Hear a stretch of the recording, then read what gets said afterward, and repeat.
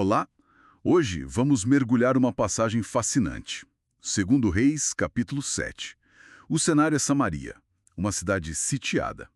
A fome lá está num nível, assim, desesperador.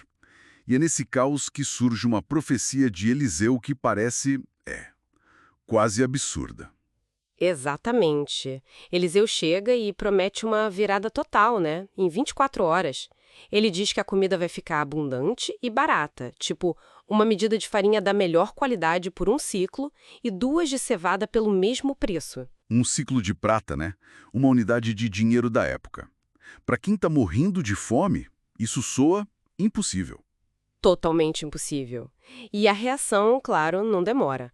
Um oficial do rei, vendo aquela situação toda, duvida na hora. Ele questiona Eliseu, fala algo como: mesmo que o senhor abrisse as janelas do céu, isso poderia acontecer. É o ceticismo puro ali, né? Batendo de frente com a promessa divina. E o Eliseu responde na lata, com uma previsão bem sombria para ele, né? Diz: olha, você vai ver com seus próprios olhos, mas não vai comer. Nossa, isso já cria uma tensão enorme ali, né? Fé contra a incredulidade. Muita tensão.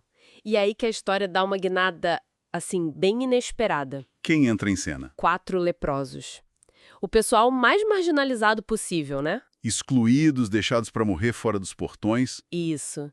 E o raciocínio deles é de uma lógica impressionante no meio do desespero. Eles pensam: bom, se a gente ficar aqui, morre de fome. Se entrar na cidade, morre de fome também. A única chance, mínima que seja, É ir até o acampamento dos arameus, o exército inimigo que cercava a cidade, se render a eles. uma aposta desesperada, mas era a única opção que eles viam. É fascinante ver essa racionalidade surgindo justamente nos mais excluídos, né? Totalmente. E essa aposta leva à grande descoberta. Eles chegam lá no acampamento inimigo já ao anoitecer. E não encontram ninguém. Vazio. Completamente vazio. E o texto explica como isso aconteceu, né? Diz que Deus fez os arameus ouvirem um barulho. Um som. Como de um exército imenso chegando. Carros de guerra, cavalos. Como se Israel tivesse contratado ajuda tipo dos hititas, dos egípcios. Eles entraram em pânico total. Pânico total. Fugiram desesperados, largando tudo. Tendas, cavalos, comida, ouro, prata, tudo ficou para trás. Imagina a cena para os leprosos. Eles entram e... banquete. Exato! Comem, bebem, pegam tesouros, roupas, aproveitam, claro, e estavam morrendo de fome. Mas aí, bate a consciência, né? Sim, logo depois. Eles conversam entre si. Olha, não tá certo isso aqui que a gente tá fazendo. Hoje é dia de boa notícia e a gente tá calado. Se a gente esperar até de manhã, vamos ser culpados. Que momento! Mesmo na situação deles, pensam no coletivo. Decidem na hora. Temos que avisar o Palácio Real. E essa atitude deles contrasta demais com a reação da liderança, né? Quando a notícia chega ao rei. Ele não acredita. Não acredita de jeito nenhum. A primeira reação é: isso é armadilha. Ele acha que os arameus estão escondidos em algum lugar esperando o povo sair faminto da cidade para atacar. É a paranoia, né? Mesmo com a boa notícia. É a desconfiança falando mais alto. Mas aí um dos conselheiros dele tem uma ideia mais prática. O que ele sugere? Ele fala: olha, pegam 5 dos cavalos que sobraram, mandam os homens verificarem. Se for armadilha, eles vão ter o mesmo destino do resto do povo que já morreu. Se for verdade, a gente sabe. Uma abordagem cautelosa, mas pelo menos aberta à possibilidade. Isso.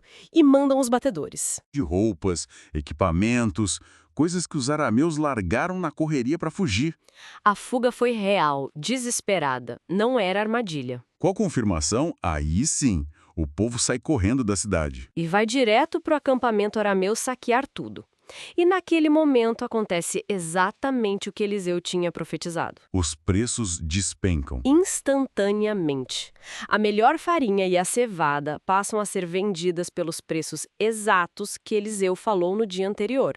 Um ciclo para farinha, um ciclo para 2 medidas de cevada. A profecia se cumpre. Assim, nos mínimos detalhes. Incrível. É a validação completa da palavra do profeta, uma viravolta milagrosa. Mas a história não termina aí, né? Tem aquele detalhe trágico. O oficial do rei, aquele que duvidou, Exato. O rei coloca ele justamente para controlar o portão da cidade. bem na hora que a multidão faminta está saindo desesperada para pegar a comida. E no meio da confusão do tumulto, Ele é pisoteado pela multidão e morre. Ali mesmo, no portão. cumprindo a segunda parte da profecia de Eliseu, Precisamente. Ele viu a abundância com os próprios olhos, como Eliseu disse que ele veria. mas não comeu dela. Morreu antes. A narrativa conecta diretamente a morte dele à sua incredulidade lá no início, uma consequência terrível da falta de fé. É uma história realmente impactante, né? Fala de desespero, de fé sendo testada ao limite, de ceticismo e de uma salvação que vem de onde ninguém esperava, dos leprosos. Exatamente. Mostra como a esperança e a ação podem surgir das situações mais extremas e, quem diria, dos indivíduos mais improváveis. Fica uma reflexão interessante pra gente, né? Com certeza, fica a pergunta: será que às vezes as nossas próprias expectativas ou o nosso ceticismo nos impedem de ver ou de participar de soluções que chegam de formas inesperadas, principalmente quando vêm de lugares ou pessoas que a gente talvez subestime?